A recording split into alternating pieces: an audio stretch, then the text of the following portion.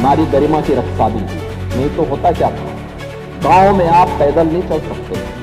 शाम के समय सड़कों पर महिलाएं जहां तहां शौच के लिए बैठी रहती थी और समाजवादी पार्टी के सोहदे वहां जाकर के छीटाकशी करते थे।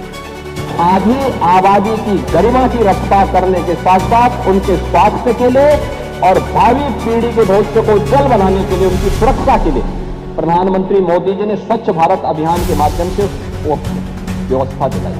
जिसका आप विरोध कर रहे हैं उसी की मैं भूमिका तैयार कर रहा हूं। आप लोगों के आचरण को देख करके गिरगिट भी समझा जाएगा कि कौन आ गया है। ये संसद में आचरण कैसा और यहां आचरण कैसा, वह भी समझा जाएगा कैसे रंग बदला जाता। यानी दिल्ली से लखनऊ पहुंचते पहुंचते जब आधी आबादी के आक्रोश को झेलना पड़ रहा है, अब यहां पर रंग बदल गए। अब कह रहे हैं 33% आरक्षण होना चाहिए, सदन में विरोध क्यों किए? मुख्यमंत्री सामूहिक विवाह योजना, एक गरीब परिवार बेटे की शादी के लिए चिंतित न हो, समाज की भी जिम्मेदारी होती है। हमने तो बेटी कहा, हमने उसको भाजपा सपा में, भाजपा कांग्रेस में या दलों में नहीं बांटा था, जाति में नहीं बांटा था। हमने कहा बेटी की शादी के लिए, वो बेटी कोई भी हो, प्रदेश की बेटी हो, कन्यादान मां बाप के साथ साथ सरकार के प्रतिनिधि भी जाकर के इसमें भागीदार बनेंगे। जनप्रतिनिधि कौन ऐसा सेक्टर है जिसमें आज भारत की नारी अपना लोहा न मनवा रही है? नारी शक्ति बंधन अधिनियम के उस संशोधन को जो 2029 से लागू होना था, उस संशोधन का आप लोगों ने लोकसभा में विरोध किया और उसी के लिए आज हम सब यहां पर चर्चा करने के लिए आए कि जब महिलाएं हर एक क्षेत्र में अपनी प्रतिभा का, अपने परिश्रम का, अपनी मेहनत का लोहा मना रही हैं, बेहतरीन नेतृत्व दे रही हैं, तो फिर आप लोग क्यों उसमें बाधक बन गए? क्यों बाधक बन गई? और खासतौर पर जब मैं समाजवादी पार्टी की बात करता हूं, 1995 की घटना भी सबको याद है, जब प्रदेश की पहली दलित मुख्यमंत्री के साथ स्टेट गेस्ट हाउस कांड हुआ था।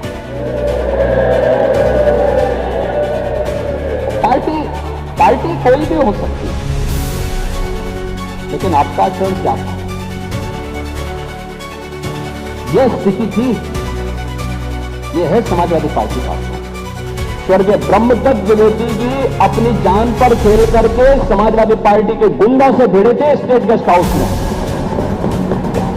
तब जाकर के सुश्री मायावती जी सुरक्षित हो पाई थी। ये स्थिति थी आपकी। आप लोग किस नारी गरिमा की बात करते हैं? कौन सी नारी गरिमा की आप बात करते हैं?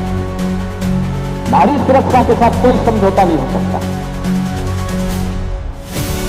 नारी आधी आबादी को मिलने वाले सम्मान को प्रोत्साहित किए जाने के बजाय आप लोग हतोत्साहित करते हैं, उसमें बाधक बनते हैं। आप सभी लोग महिलाओं के पाप से स्थापित हैं।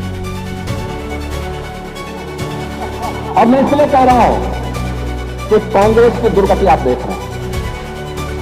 40 साल हो गए हैं, 40 साल उत्तर प्रदेश कांग्रेस के देश से लगातार बंजर होता जा रहा है।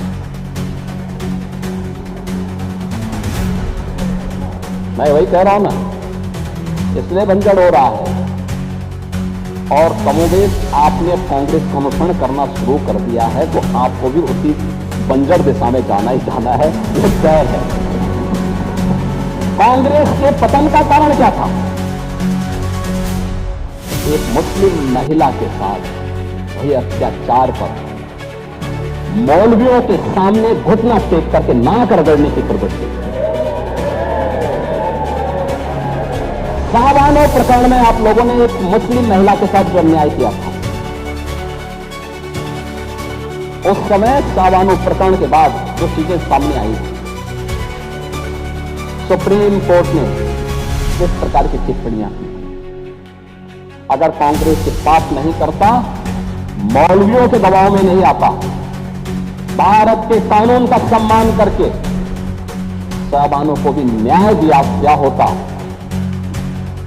तो ये दुर्गति नहीं होती। महिला विरोधी आपका आचरण 3 तलाक के मुद्दे पर भी देखने को मिला।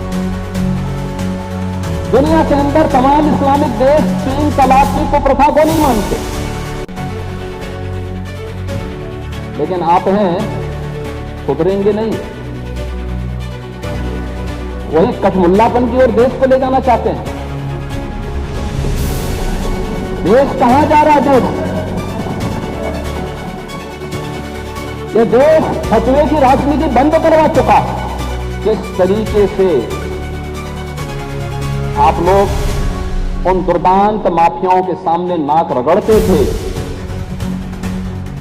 यहां पे तो समाजवादी पार्टी की ही विधायक श्रीमती पूजा पाल उसका सबसे बड़ा उदाहरण है। एक गुंडा और एक माफिया के सामने समाजवादी पार्टी किस प्रकार से नतमस्तक होती थी जब स्वर्गीय राजू काल की हत्या होती। आप लोग यानी उस पूजा पाल की आंखों के आंसुओं को भी नहीं पहुंच पाए थे। आप लोगों की कोई सहानुभूति नहीं थी। आप जाति के नाम पे समाज को बांटते हैं, लेकिन आपकी सहानुभूति वास्तव में महिलाओं के प्रति नहीं है, पिछड़ों के प्रति नहीं है, दलितों के प्रति नहीं है। स्टेट गेस्ट हाउस कांड और पूजा पाल का प्रकरण और